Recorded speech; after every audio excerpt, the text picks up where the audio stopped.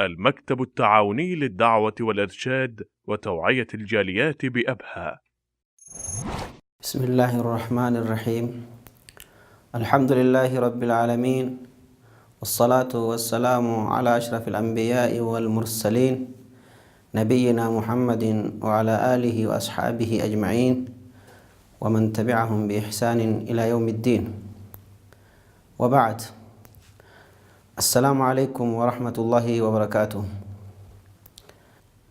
كبجمو بوليوان مسلمة بكجرتنتي نجاها في رحمة ربي إسني فوا هرانتنا سجنتاك إنما تدوري إسا حيكا عبادة إسا جرون جلقمنا نمني هدون يومو واي عبادة دبتو يومو عبادة جروني لكينيا مالي قرو كان عبادة لا عبادة ما جتشونو ما تمان إسيتو كان إسيلا إسا مال جر وجلالة يجان عبادة جتشون إسين اسم جامع مقاوى لقلات مقاوى هندا ولتقبتو تتاتي يجان وهنداه ولتقبت هندما وان ربي سبحانه وتعالى جالته هندما وان ربي سبحانه وتعالى جالته جدوتي يجا ولتقبت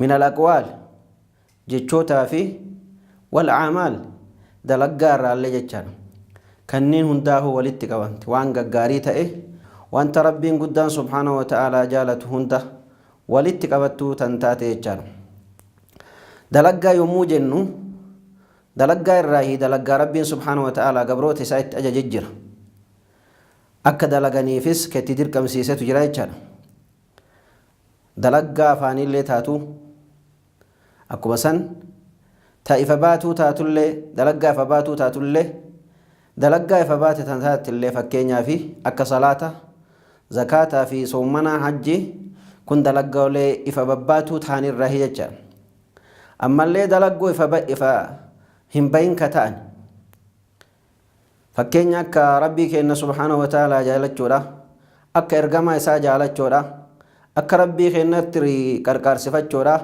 إسرتي توكولة تودا كنين اندمتو مالي دا دلقا لوكيتو تاتي كقبرتشاف ربي سبحانه وتعالى كيست والبيكن كربي سبحانه وتعالى قبرتش إسا itti ajajee jechaadha. Kunniin hundumtuu cibaadaa jedhamti. Cibaadaa yommuu jennu dalaggoon gaggaarii niyyaa gaariin wal qunnamte akkuma san fedhii gaarii itti barbaadamte hundumtuu cibaadaa jedhamti jechaadha. Ka gabrichi rabbii dalaggaa tana dalaguudhaan isii irratti ajrii argatu hataate jechaadha. Isii dalaguudhaan gabrichi ka rabbii isaa irraa subhaanahu wa ta'aalaa من دا اتأرجت خطية جان عبادة يومو جنو دلقا هند خيستو مجالات هند خيستو ومكامين كيستو بكديم تكميتو وانسكون نمتو يجانا كناف جيريني قبرتش مسلمة تكو هندي ساتو عبادة رجتوني دندنا يجانا يو سنتنية غاري برباته في دلقا غاري دلقونيته فكينيا في دلقو تنا دلقه دلقا متمينو دلقا غاري يومو دلقو يومو كا من دا ربي سارة سبحانه وتعالى من دا اترقد أجري اترقد سواب اترقد أجري ربي سارة كبار بادو يوته أجري اترقد هيتشان سيهون الرنجراتو عبادة يومو جنة صلاة ما في زكاة في صومنا في صدقة واني ربي سبحانه وتعالى دركمة تاسيسي في اتنو أجاجي كنين قفرت وان قبابتو خينتين جيتشان وان علمنا ما ببيك وان قاري قفرت قبابتو جيتشان دلقان قبل خميتو يو نيا غاري دا والقنمت نيا غاري دا والقبته isiin wanti inni dalagu hundumtuu ibaadaa keessa seentee jira. Fakkeenyaaf akka gabrichaan tokko yommuu nyaata isaa nyaatu nyaata kana yommuu nyaatu itti niyyatuudha. Nyaata kana nyaadhee yommuu jedhe booda nyaata kana nyaachuun na gargaara na cimsa humna itti argadhee ibaadaa bifa gaariidhaan raawwadha. Fakkeenyaaf salaata ittiin salaata soomman ittiin soomman suhuura nyaatee fakkeenyaaf kan irratti cibaada yommuu barbaade jechuudha. Kan irratti ammallee waan tokko dhugee bishaan tokko dhugee dheebuu ofirraa ari'ee yommuu kana na cimsa jedhee yommuu sawaaba itti barbaadu kata jechuudha. Kanaaf jenne muslimni jireenya isaa hunda keessattuu yoo niyyaa gaariidhaan wal qunnamsiise jireenyi isaa kun hundumtuu cibaadaadha jechuu kan dandeenye jechuudha. Akka fakkeenyaaf barataan tokko ni barata yommuu baratu yommuu jalqaba irraa niyyaa isaa tana tolchee yoo ka baratu taate maal dalagee jennaan cibaadaa dalagee jennaan. Maalidha?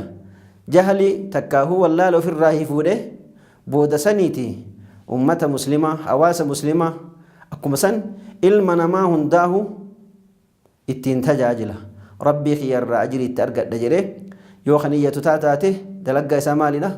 Cibaadaadha jechaadha. Ammallee akka namticha fuudhaaf niyyate nafsee ofii haraama irraa ittisuudhaaf yoo ka fuudhu taate innillee haala kanaan fuudhee nafseetii haraama irraa isa kaala cibaadaa irratti nafseetii cimsa jedhee yoo itti niyyatee jedhu taate fuudhis isaa kunis maalidha? Isaaf cibaadaadha. Nafseetii haraama irraa ofiin eega jedhee yoo itti niyyatu taate kunillee cibaadaadha jecha. Waan muraasa irratti miti cibaadaan ka murtoofte dalaggaan hundumtuuhu ta cibaadaan guutamte. Nigdiillee seenati barumsallee seenati majaalaata hundaahu wama kamiihu keessa seen waan dalagee kanatti ajrii rabbii kiyyarraa subhaanahu wa ta'ala argadha jettee yoo kan niyyatu taate kun hundumtuu maal jedhama? Cibaadaa jedhama. Akka fakkeenyaaf namtichaa tokko qorannoo adeemsisa. Qorannoo adeemsisee qorannoo argamu kanaani ummata ittiin tajaajila. Fakkeenyaaf yaalaanillee haa taatu jireenyaanillee haa taatu karama kamiinuu teekinooloojii kamiinuu haa taatu ittiin ummata gargaaraa rabbii kiyyarraa ajrii itti argadha jedhee yoo kan niyyatu taate maalidha? Dalaggaan isaa tun cibaadaadha. Dalaggoo dalagnu tana niyyaa gaariidhaan dalaguudhaa fi mindaa isiidhaa bu'aa isiidhaa rabbii keenya irra subhaanahu wa ta'ala barbaadutu nurra jiraata jecha. Fakkeenyaaf dubartiin takka ijoollee isiitiif qabeenya abbaa manaa isiitiif takkaahuu nafseesi yoo eeddee akka gaariitti kajettu taate kana keessatti isiilleen cibaadaa dalagde. Abbaa manaa kiyyaaf ajajamee waan rabbiin subhaanahu wa ta'ala ittiin ajaje dalagee rabbiin irraa mindaa itti argadha jettee yoo kan niyyattu taate dalaggummaan isii kunuuhu kam isiin mana keessatti daladdu kam isiin akka dirqamaatti ofirratti ilaaltu kunuuhu yoo niyyaa gaariidhaan wal qabate innumtuu mataan isaa ta'u cibaadaadha jechaan. Kanaaf dalagnu tamiin keessattuuhu maaltu nurraa eeggama? Niyyaa gaariin wal qabachiisutu nurraa eeggama jechaadha. Cibaadaan waa hedduuf keessatti qabatti waan gabaabduu irratti murteessoo ka dandeenyu miti jechaadha. Hardhaan tana waa'ee hiika cibaadaatiin isa wal qabatu asumarratti goolabna. وآخر دعوانا أن الحمد لله رب العالمين والسلام عليكم ورحمة الله وبركاته. ونحمل هم هذه الجاليات بآيات الكتاب البينات بها كم أبصروا سبل النجاة فضجوا بالشهادة ناطقين فضجوا بالشهادة ناطقين